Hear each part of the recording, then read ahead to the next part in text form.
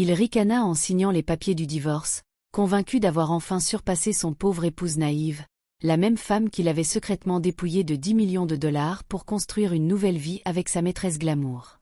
Mais ce qu'il ignorait, c'est que la femme qu'il venait d'abandonner dans l'humiliation avait hérité sans le savoir de l'entreprise même qui venait de l'embaucher comme un nouvel employé désespéré. Les mêmes couloirs qu'il allait bientôt arpenter, elle les possédait déjà en silence. Comment un homme qui pensait avoir tout gagné s'est-il retrouvé à servir la femme qu'il avait trahie? Et qu'a-t-elle fait pour les ruiner complètement? La nuit qui a réécrit le destin d'Emily Carter High a commencé par des rires. Pas les siens, mais les leurs. La salle de bal du Saint-Régis scintillait sous les lustres dorés. Le sol grouillait de milliardaires, de politiciens et de journalistes. C'était le gala d'hiver de High Global, où la richesse était exhibée comme une vertu et où la cruauté portait souvent du parfum. Emily entra discrètement, sa robe saphir modeste comparée aux diamants qui dégoulinaient des poignets de la maîtresse de Jonathan, Olivia Grant. La directrice des relations publiques dont tout le monde chuchotait maintenant, accrochée audacieusement au bras de Jonathan. La foule se tourna, non par admiration, mais par avidité, attendant de voir si les rumeurs étaient vraies.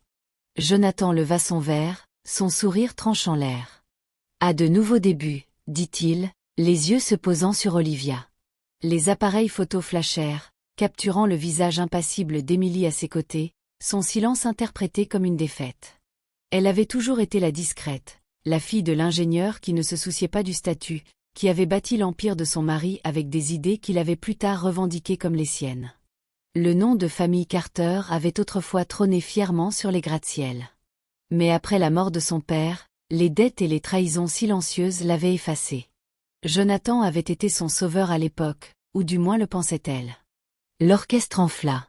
Olivia s'approcha, ses lèvres rouges se retroussant. « Emily, chérie, dit-elle d'une voix douce. Tu dois être épuisée à force de sauver les apparences. » Les mains d'Emily tremblèrent légèrement, mais sa voix resta ferme. Les apparences s'estompent. Le caractère, non. Un silence suivit. Court, fragile. Puis le sourire d'Olivia s'approfondit. D'un mouvement rapide, elle inclina le verre, éclaboussant du vin cramoisi sur la robe d'Emily. La foule haleta, puis rit. Le genre de rire qui s'incruste dans la mémoire. Les appareils photo flashèrent à nouveau, capturant le choc d'Emily, le vin coulant comme du sang sur la soie. Jonathan n'arrêta pas Olivia. Il ne regarda même pas sa femme. Il se contenta de tendre une serviette à Olivia, murmurant « Ne faisons pas de scène ». Mais la scène était déjà faite. Emily s'excusa avec une dignité tranquille, traversant la foule murmurante tandis que les chuchotements se propageaient derrière elle. Pathétique. Divorce bientôt. Pauvre chose. À l'intérieur des toilettes, le silence l'engloutit tout entière. Elle s'appuya sur le comptoir en marbre, fixant son reflet, la tache rouge s'épanouissant sur le tissu bleu comme une blessure sur son cœur. Pendant un long moment, elle respira simplement, les yeux brillants, le rire de la salle de bal résonnant faiblement à travers la porte.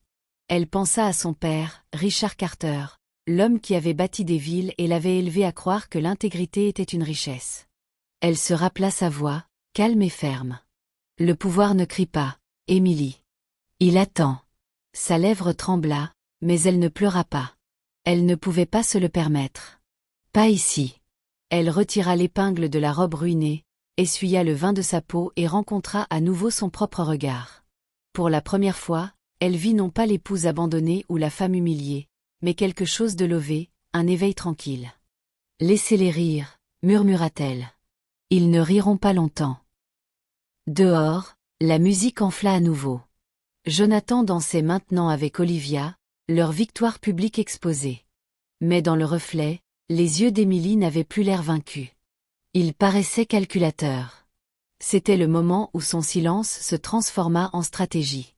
Le moment où naquit l'histoire de la vengeance. Elle se redressa, arrangea ses cheveux et sortit des toilettes. Elle revint dans la salle de bal scintillante comme si rien ne s'était passé. Chaque mouvement contrôlé, chaque sourire répété. Elle félicita même Jonathan pour son discours. Et quand Olivia lui lança un autre regard moqueur, Emily le lui rendit avec un sourire doux, imperturbable, qui déstabilisa la maîtresse pour des raisons qu'elle ne pouvait expliquer. Parce qu'Émilie savait quelque chose qu'ils ignoraient. L'humiliation est temporaire.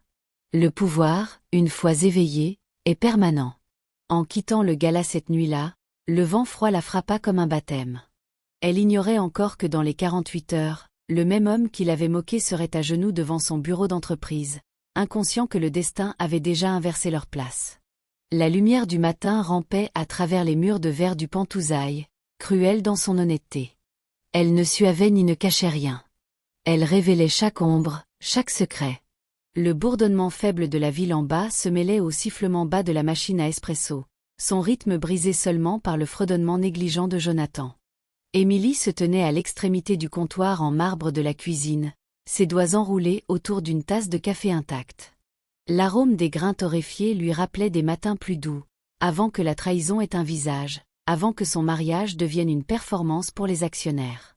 Sur la table entre eux reposait une tablette, son écran clignotant avec des titres de tous les tabloïds de New York. La maîtresse verse du vin sur la femme du PDG au gala de charité. La réponse froide de Haye déclenche l'indignation. La chute d'Emily Haye, autrefois la force derrière le trône, maintenant le sujet de moquerie. Son visage était partout. Le gel d'image de l'humiliation était devenu viral du jour au lendemain. Chaque angle, chaque ricanement, chaque goutte de vin rejouée au ralenti par les chaînes de ragots avides de scandale. Le rire de Jonathan brisa sa transe. « Tu devrais voir les commentaires », dit-il entre deux bouchées de toast. Certains ont vraiment pitié de toi. Tu imagines ? Pauvre petite Émilie, victime d'un petit accident. Il ricana, glissant la tablette vers elle. Je t'avais prévenu de ne pas venir, mais tu as insisté. Tu ne peux pas blâmer Olivia d'avoir un peu de fun. Émilie ne leva pas les yeux. Tu appelles ça du fun ? Il s'adossa, encore en train de mâcher, son ton suffisant. Tu as toujours pris les choses trop personnellement. Ça, il fit un geste vers l'écran, c'est juste du business. En parlant de ça, une fois la fusion finalisée la semaine prochaine, je demanderai le divorce. Il est temps que nous avancions tous les deux. Son cœur se serra, mais son visage resta impassible. Tu veux dire après la conclusion de ton deal de 8,4 milliards ? Exactement. Il sourit comme si elle venait de valider son génie. Tu seras bien prise en charge. J'ai déjà arrangé le règlement. Il attrapa un dossier manille et le fit glisser sur le comptoir. Signe ça plus tard. C'est surtout de la formalité. Division des actifs, compte joint, le truc habituel. J'ai même géré la paperasse pour toi. Les yeux d'Émilie descendirent. Son nom était là, en encre bleue élégante. Sa signature, sauf qu'elle n'avait rien signé. Elle tourna la page, scrutant les termes financiers. Les chiffres n'avaient pas de sens. Un virement de 10 millions de dollars de leur compte joint. La même somme qu'elle avait remarquée manquante 2 semaines plus tôt. Son pouls s'accéléra. Quand est-ce que ça a été signé ? Jonathan haussa les épaules, feignant le désintérêt. Il y a quelques semaines. Ne réfléchis pas trop, Émilie. Les avocats ont tout géré. Mais elle n'écoutait plus. Son esprit rejouait les mots en silence. Ta signature a tout géré. Divorce après la fusion. Elle le regarda alors, vraiment. L'homme qui avait promis l'éternité était maintenant assis devant elle comme un étranger. Sa montre chère brillait tandis qu'il faisait défiler les mises à jour boursières, ses lèvres se courbant en un sourire autosatisfait. « Jonathan, dit-elle doucement. Est-ce que tu penses parfois à comment tu es arrivé ici ? » Il rit. « Tu veux dire comment nous sommes arrivés ici ? Bien sûr. Tu as épousé quelqu'un de plus haut. J'ai travaillé dur. Nous avons bâti quelque chose de grand jusqu'à ce que tu arrêtes d'être utile. » Les mots frappèrent comme des éclats de verre, mais le visage d'Émilie ne broncha pas. Elle se contenta de hocher la tête, ramassant le dossier. C'est vrai, utile. Il se versa plus de café. Ne fais pas cette tête sinistre. Olivia et moi gérons le côté social de Haye Global. Tu n'es pas faite pour ça. Tu me remercieras un jour. Elle se détourna avant qu'il puisse voir l'éclat dans ses yeux, non pas de larmes, mais de clarté. Dans son bureau. Plus tard ce matin-là, pendant que Jonathan prenait un appel dans le jardin du balcon, Émilie fouilla ses tiroirs verrouillés avec une précision chirurgicale. L'air sentait le parfum et la tromperie. Sous des piles de rapports et de factures personnelles, elle trouva un portfolio relié en cuir étiqueté autorisation de transfert de Carter Holdings. Son souffle se coupa. L'entreprise de son père. Elle l'ouvrit et là, c'était là, une signature forgée identique à la sienne, autorisant le transfert des actions contrôlantes de Carter Engineering vers iGlobal Holdings, datée de mois après la mort de son père. L'héritage de son père, l'entreprise qu'il avait bâtie avec sueur et principe, avait été volé en silence, papier par papier, forgé en son nom par l'homme en qui elle avait le plus confiance. Pendant un long moment, elle ne put bouger. La réalisation se propagea en elle comme un effondrement lent. Jonathan n'avait pas seulement pris son argent. Il avait pris son nom, sa lignée, son héritage. Elle referma le dossier doucement, son battement de cœur se stabilisant. Puis elle sourit, le genre de sourire qui cache des tempêtes. Quand Jonathan rentra dans la pièce, elle l'accueillit avec ce même sourire. « Je ferai relire les papiers avant de signer. » Il haussa un sourcil, suspicieux mais amusé. « Comme tu veux. Juste ne traîne pas. La fusion n'attendra pas. »« Moi non plus, » répondit-elle doucement. Cette nuit-là, pendant que Jonathan et Olivia assistaient à un autre dîner d'investisseurs, Émilie s'assit seule à son bureau, le dossier ouvert sous la lueur tamisée de sa lampe. Elle commença à lister chaque nom, chaque date, chaque transaction liée à son consentement forgé. Son esprit n'était plus embrumé par le chagrin. Il était aiguisé par la trahison. Quelque part dans l'ancien bureau de son père se trouvait la vérité, et elle avait l'intention de la trouver. Avant le lever du soleil, elle appela un nom qu'elle n'avait pas prononcé depuis des années. Monsieur Whittaker, l'ancien avocat de son père. Quand sa voix fatiguée répondit, Émilie ne dit qu'une phrase. « Je dois savoir jusqu'où va la forgerie de Jonathan Hay. » Le lendemain matin, la ville était encore à moitié endormie quand Émilie arriva chez Whittaker & Law. Un cabinet d'avocats qui sentait faiblement le papier, la poussière et les secrets discrets. La pluie striait les murs de verre, transformant l'horizon en une aquarelle de gris et d'or. Monsieur Edward Whittaker, le conseiller de longue date de son père défunt, l'accueillit dans son bureau, ses cheveux blancs lissés en arrière, ses mains fermes, mais ses yeux méfiants. « Émilie, » dit-il, se levant pour lui serrer la main. « J'attendais cet appel depuis des années. Je ne pensais simplement pas qu'il viendrait de toi. » Elle s'assit, sa posture composée, mais sa voix calme et déterminée. « Jonathan a forgé ma signature sur les papiers de transfert de Carter Holdings. J'ai besoin de preuves. Chaque document, chaque trace d'autorisation, chaque témoin. » Whittaker expira, jetant un regard vers un cabinet verrouillé derrière lui. « Tu n'as pas tort de soupçonner ça.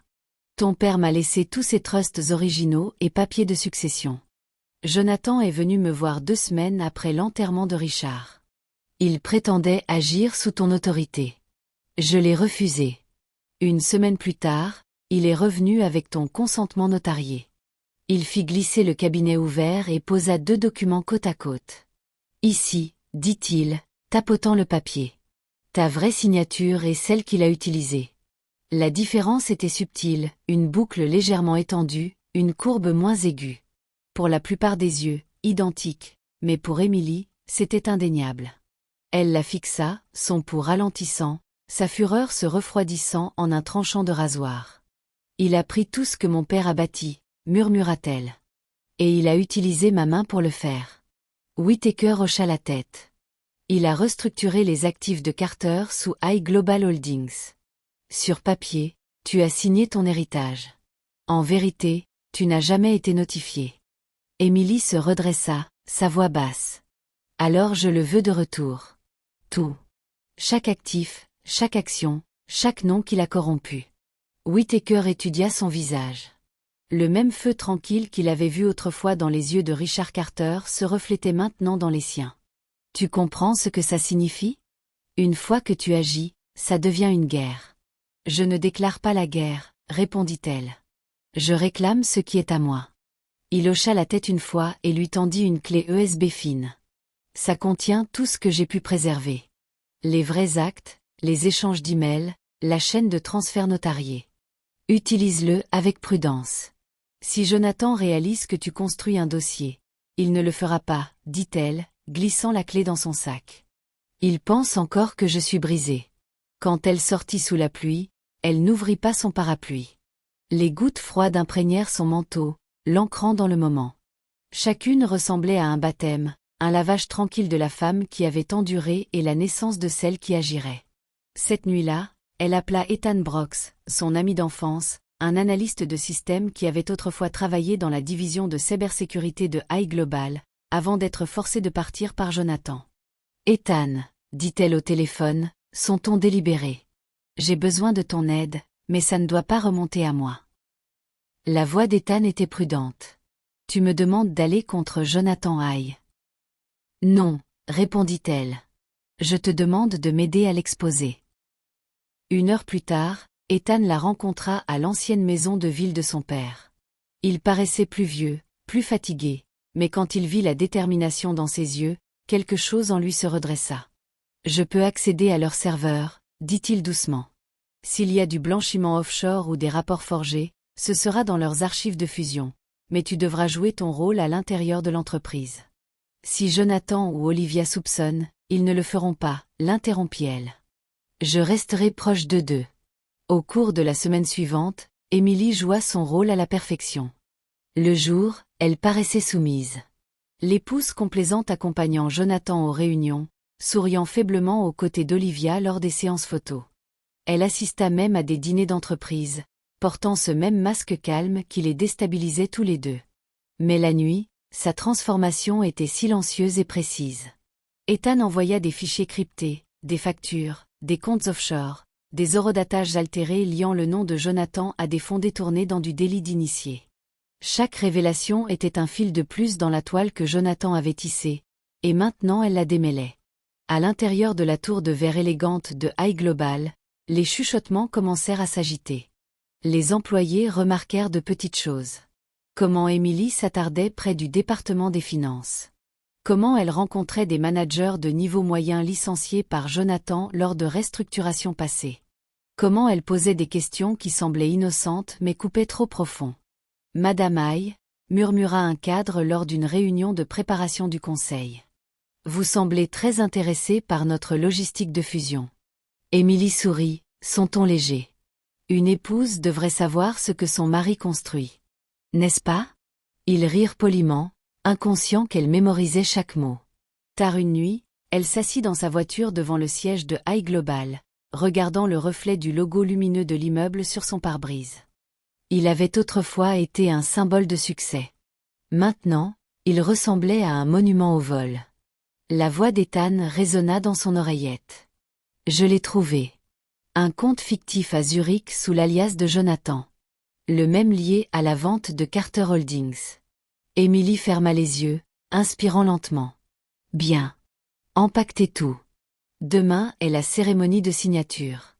Je veux que les preuves soient prêtes. » « Emily, » dit Ethan doucement. « Tu sais que ça le détruira. » Elle ouvrit les yeux, fixant la tour une dernière fois. « Il m'a détruite en premier.